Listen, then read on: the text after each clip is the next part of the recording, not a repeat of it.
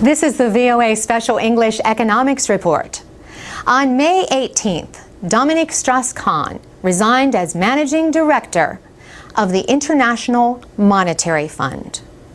Mr. Strauss-Kahn was charged with a sexual attack on a cleaning woman at a New York hotel.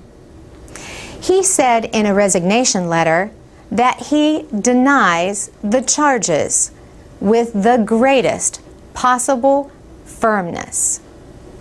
His fall has especially shocked Europe. The IMF is currently playing a major part in rescue loans to Greece, Ireland, and Portugal. European nations have increasingly depended on the fund to help them in their recent struggles with debt. The IMF and the World Bank grew out of an international conference held in the United States in 1944. They were created as ways to support economic cooperation and development. Both are based in Washington. The World Bank has traditionally been led by an American, and the IMF by a European. But fast-growing economies in the developing world say it's time for a change. Officials from Brazil, China, and India say Mr. Strauss-Kahn's replacement should come from outside Europe. German Chancellor Angela Merkel, leader of Europe's biggest economy, disagreed.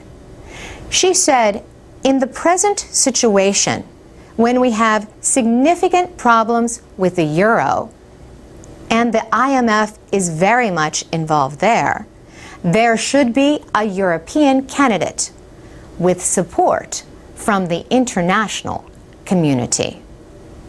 The main job of the IMF is to help make sure payments flow smoothly between nations.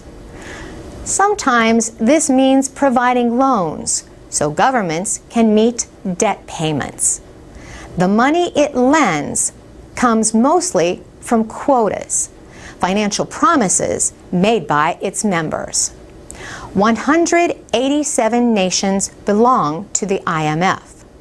The lender currently has about $250 billion in approved loans. Most have not yet been used or drawn down. What effect the resignation of Dominique Strauss-Kahn will have is unclear. He was praised as a skillful negotiator in dealing with Europe and the global financial crisis.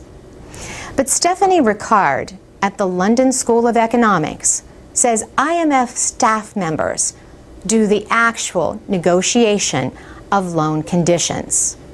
And they're going to continue to do their job.